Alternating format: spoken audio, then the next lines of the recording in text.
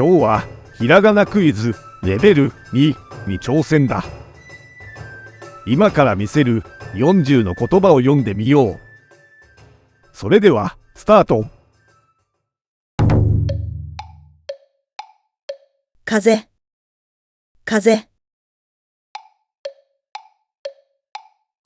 指、指。窓、窓。ひげ、ひげ。旅、旅。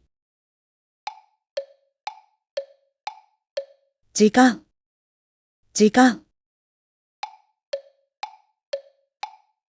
花見、花見。帽子、帽子。子供、子供。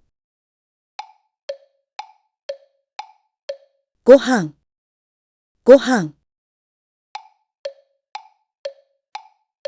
家族、家族。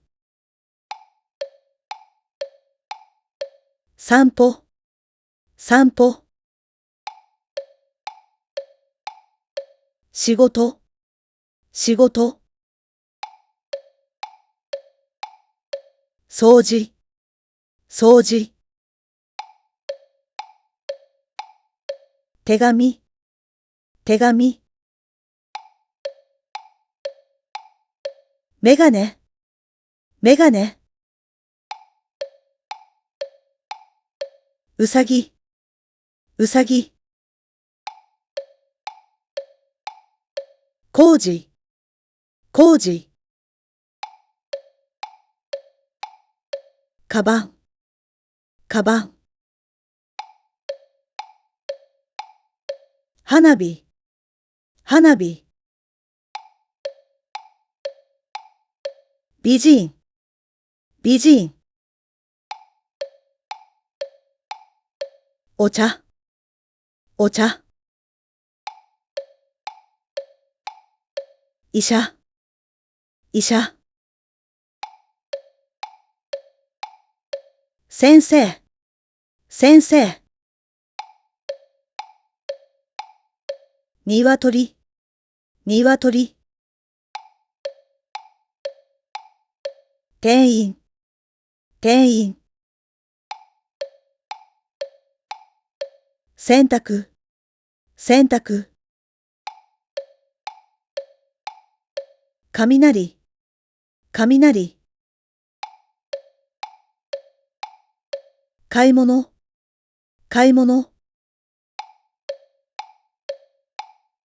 動物、動物。音楽、音楽。湖、湖。友達、友達。富士山、富士山。果物、果物。弁当、弁当。写真、写真。料理、料理。病気、病気。台所、台所。最後までよく頑張ったね。いくつの言葉を読めたかコメント欄で教えてね。チャンネル登録してひらがなビデオで復習しよう。浮世絵あいうえおのひらがなの本も発売中。最後まで見てくれてありがとう。それではまたね。